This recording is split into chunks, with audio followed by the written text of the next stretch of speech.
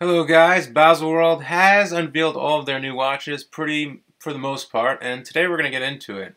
But first, on my wrist today I have the OCEANICA Reef. This is a new micro brand producing some pretty cool homage watches to Seiko's 6105, and you can check them out at OCEANICA Watches on Instagram, all that in the description below. Now, for the most anticipated release, we were supposed to get a Coke GMT as people were kind of, basically saying they're going to come out with a Coke GMT, oh my god, but, well, they didn't. They came out with a Pepsi GMT, and as you can see, it's on the Jubilee bracelet, has the newer movement with the 70-hour power reserve, comes with a safety clasp over the Jubilee bracelet compared to the prior Datejust 41 releases with just the straight Jubilee, and it looks pretty good. Now, as pictured above, Rolex created one of their crazy custom diamond, emerald, ruby, whatever you want to call it, rainbow Daytonas in solid rose gold. And as you can see, the lugs are completely done with a micro pave setting. You have that rainbow on the bezel with all those set stones. It's pretty crazy. They're very expensive. Personally, I really don't like it. I really just had to feature it because it's kind of cool and, I don't know, kind of funny in a way. Now, following in Rolex's kind of little partnership here, Tudor actually released a Black Bay GMT watch, which is pretty cool. It's the same 41mm diameter, but it has a new module on the previous MT movement, I'm pretty sure, which gives it a GMT function. It's in those Pepsi colors, which people really like. Comes on the riveted bracelet or with 3 other strap options.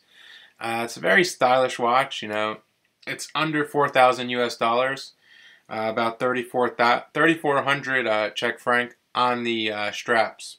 Now, another new release from Tudor is the Black Bay 58, kind of a throwback to the Big Crown Tudor from the 1950s. The watch is available in 3 strap options. It has those gold kind of, accents going all around the bezel and the dial in that gilt color. I think it looks pretty cool. It comes on the same rivet bracelet. Also comes with the MT5402 with the 70-hour power reserve, which is quite nice. Now, last but not least is the Tudor 1926.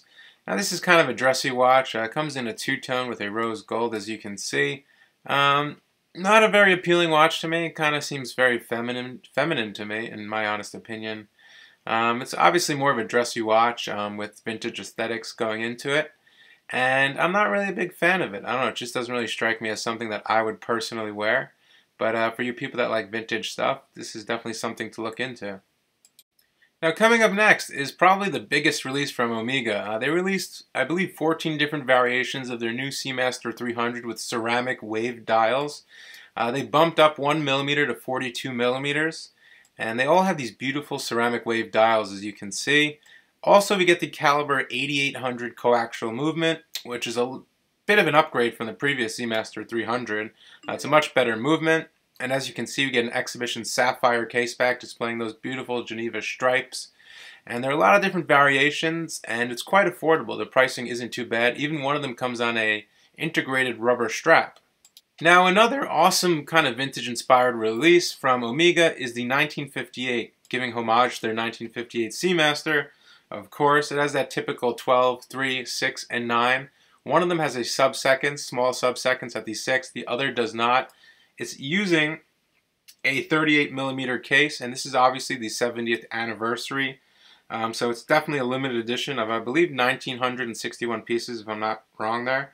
It's using the Omega caliber 8806 for the small seconds and the 8804 for the standard. And the pricing is 5,700 Czech francs. Now, coming up next is the Omega Speedmaster Apollo 8 Dark Side of the Moon.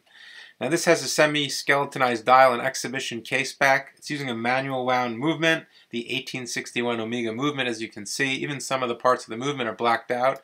They even added a loomed crown, which is pretty cool, and even a loomed tachymeter.